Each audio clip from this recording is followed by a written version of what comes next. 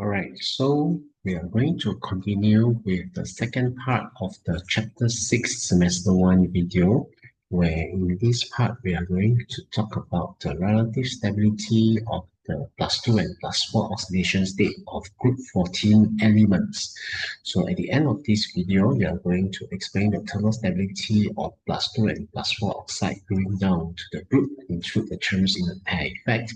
And you're also going to compare the thermal stability of the +2 and +4 oxides of the same group elements. Okay, so without further ado, shall we begin? Now, as one of the main group 14 elements, one of the special characteristics of the group 14 is that they have two stable oxidation state, which is +2 and +4. So despite that their valence electron is ns2 and p4 in here, they can have +2 and +4 oxidation states. All right.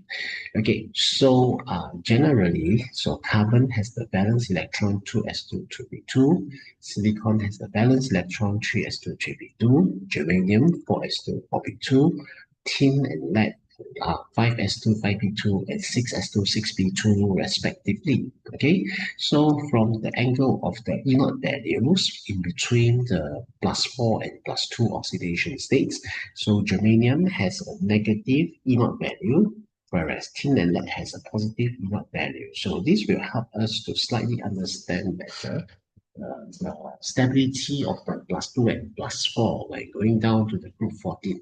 So from here, we can generally conclude that when going down to group 14 elements, the stability of the +2 oxidation state increase down to the group, whereas the stability of the +4 oxidation state decrease down to the groups. Okay, so before we explain why is it that the thermal stability of the +2 increase while the +4 decrease, let's have a look at the understanding of how +2 and +4 oxidation state is formed.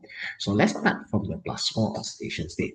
So from the valence electron of all elements, which is ns2 and p2, it is suggested that the +4 oxidation state is formed in the group 14, except for the lead, which are more stable than +2 oxidation states. Now in here, the +4 oxidation states of the group 14 is technically due to the hybridization concept, but at first the electron from the s orbitals excite to the p orbitals and then undergoes hybridizations to form what we so-called as a sp3 hybridization. So therefore, most of the time, the +4 oxidation state is predominantly covalent and stabilizing the compound with this oxidation state. However, the stability eventually decrease. Why?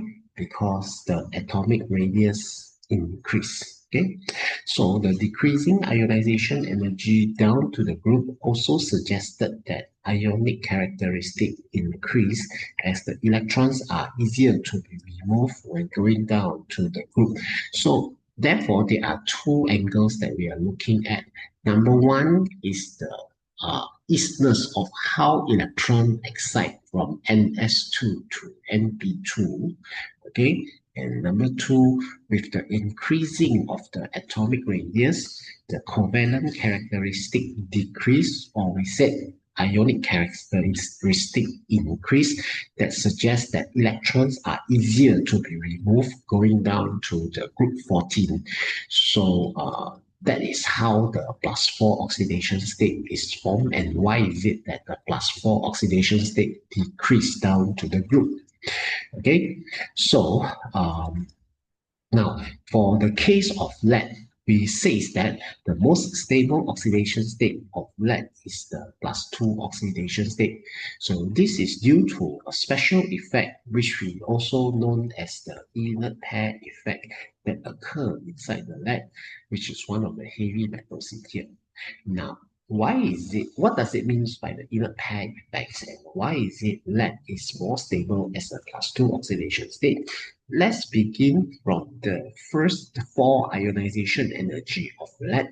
As you can see, the first two ionizations suggest that to remove the first two electrons inside the lead is relatively easier. compared to if you want to remove the third and fourth electron, which require more than 3000 kilojoule per mole. So from this value, it is suggested that more energy is required to remove the third electrons from the inner 6s orbitals in here. So in another word, the first two are removed from the 6p orbitals, while the third and fourth are removed from the 6s orbitals here.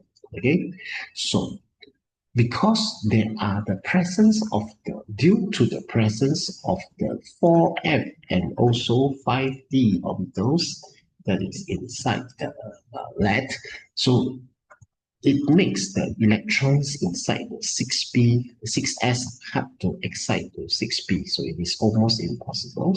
So instead of using the energy to excite electron from 6s to 6p, the energy used to remove the two electrons are easier compared to when electrons are excited. Therefore, 6s in here remain inert. And therefore, we call this as inert pair effect. So the terms inert pair effect in here is due to the two electrons inside the 6s remain stable inside there. So this is the reason why in lead is more stable as the plus 2, as the two electrons inside the lead is easier to be removed. Okay, so of course, in your way of writing the answer, you do not really need to explain in such detail. Basically, just describe why lead is more stable as a plus 4 oxidation state. Two reasons. Number one, due to inert pair effect. Number two, as the atomic radius increase. Okay, just mention these two. It is far more than enough to describe why is it that plus 2 is more stable for lead. Okay. Okay, so that is for the inert pair effect. And then from the angle of the electrochemistry, as we see from the table just now, so these are the three standard electrode potential value of the M4 plus, M2 plus. So from the value in here, it can be concluded that when going down to group, the stability of the plus 2 oxidation state increase, while the plus 4 oxidation state decrease. So from as you can see from the inert values in here, yeah, the plus 2 oxidation state of lead is negative, suggesting that equilibrium favor to the lead in here, okay? I repeat, the inert value negative here suggests that equilibrium favor to the left, whereas for the tin and lead, due to of the positive inert value, it is suggested that they are more stable as a plus 2 oxidation state, because as inert value is positive, equilibrium favor to the right side of the equation, making tin and lead are more stable as a plus 2 oxidation states in here. Okay, so therefore, in here we describe germanium 4 plus is usually used as a strong oxidizing, a strong, sorry, Ge2 plus is usually a strong reducing, a strong oxidizing agent. Okay, sorry, sorry, yeah, I repeat one more time. Ge2 plus is suggested as a strong reducing agent, whereas Pb4 plus is suggested as a strong oxidizing agent. Okay, so that is how we are going to determine the strength as the reducing agent and also oxidizing agent from the angle of the inert values in here. Okay. Okay, and then we also have a look at certain compounds that can only form coordinated bond until 6 atoms or molecule of ions. Okay, so such as silicon, germanium, tin, and also even lead in here. However, carbon cannot expand its octet. Why? Because it does not have d orbitals. Therefore, particles cannot coordinate more than 4 negative bonds inside carbon. So this one will stress in further when we later have a look at the tetrachloride of the group 14 compounds, right? Okay, so with that, that is the initial discussion, introductions towards the chemical properties of the group 14. So let's have a look at the oxide stability of the +2 and +4 oxidation state of group 14 here. So all group 14 exists in two forms of oxide, namely MO with the +2 oxidation state and also MO2 with the +4 oxidation states in here. So table below shows the formula of the group 14 element and their stability of the oxide. So carbons, you have carbon monoxide and carbon dioxide. Silicon, you have silicon monoxide and silicon dioxide. However, silicon monoxide is actually unstable. Yeah. Okay. Well, the most stable form of the silicon is small 2 +4 oxidation state. So germanium, you have germanium 2 and germanium 4. Tin, you also have tin 2 and tin 4. Lead, you have lead 2 and lead 4. So for your informations, okay, the most stable oxidation state for the +4 are carbon dioxide, silicon dioxide, germanium 4 oxide, tin 4 oxide, whereas lead is more stable as a +2 oxidation state here. Okay, so this generally concluded that when going down group 14, the stability of the +2 oxidation state increased, whereas the stability of the +4 oxidation state decreased down group 14 oxides in here. Okay. Okay, so in other words, when today we burn directly all these group 14 with oxygen, carbon, silicon, germanium will form MO2, while lead will form PbO inside here. Okay, as summarized by this table, where Pb plus O2 give PbO, not PbO2. Sorry, typing error here. I'm so sorry that I put a typing error inside here. Can I cover this at least? Thank you for that. Okay, so while the other group 14, such as carbon, silicon, germanium, and tin, are existing as the MO2 here, right?